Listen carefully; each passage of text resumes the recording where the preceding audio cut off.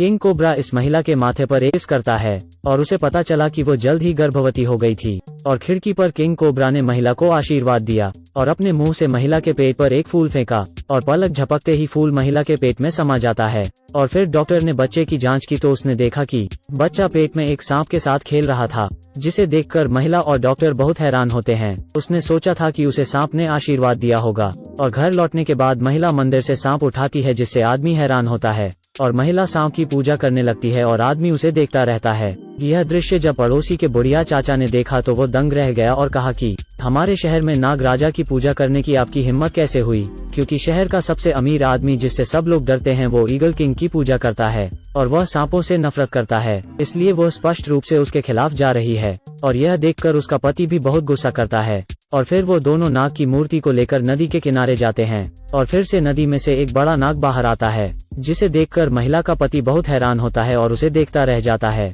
लेकिन अचानक सब गायब हो जाता है और महिला ने अपने पति की अनदेखी का फायदा उठाया और नाग को लपेट लिया।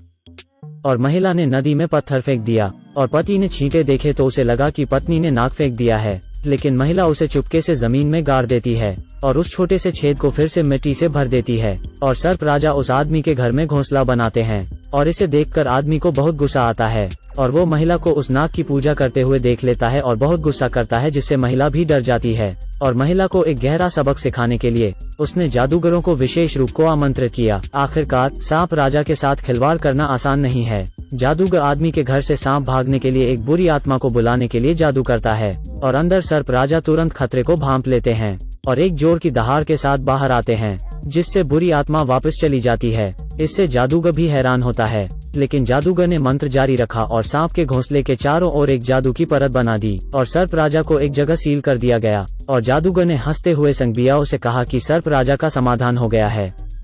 फिर विलाप करते हुए आदमी ने मशाल फेंकी और आदमी की फूस की झोपड़ी में आग लगा दी। और महिला ने जागने के बाद तुरंत सर्प राजा के बारे में सोचा जो वहां विराजमान थे। फिर महिला ने सांप को पकड़ा और उसे उठाकर वहां से भाग गई, लेकिन एक महिला उसे सांप के साथ भागते हुए देख लेती है। फिर उसने तेजी से उसका पीछा किया और महिला की पीठ के बीच में एक चाकू फेंक कर वार किया, लेकिन महिला ने दर्द सहा और एक पत्थर उठाकर उस महिला पर हमला किया। और फिर वो वहां से जल्दी से मौका देखकर भाग गई और महिला अचानक भागते हुए सड़क पर गिर जाती है और तुरंत सांप राजा को बाहर निकाल कर रख देती है। लेकिन सर्प राजा डर गए थे और हिल नहीं पा रहे थे, इसलिए महिला मुश्किल से खड़ी होती है और कुछ सोचती है और उसने बड़ी मुश्किल से अपनी पीठ से चाकू निकाला और सर्प राजा के सिर पर अपना खून लगा दिया, जिससे नाग राजा पर किया गया जादू टूट जाता है और वह ठीक हो जाते हैं।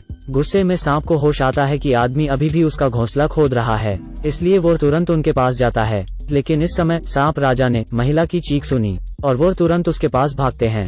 और जब सांप वहां पहुंचा तो उसने पाया कि वो जन्म देने वाली थी, इसलिए वो महिला को बच्चे को जन्म देने में मदद करने के लिए 3 मंत्र बोलती है। लेकिन महिला दर्द से अचानक बेहोश हो जाती है और सांप की ओर गिर जाती है और आदमी की हरकतों से सर्प पूरी तरह से नाराज हो जाता है। लेकिन उसका आने वाला बच्चा भी सर्प राजा के बदले की शुरुआत करेगा।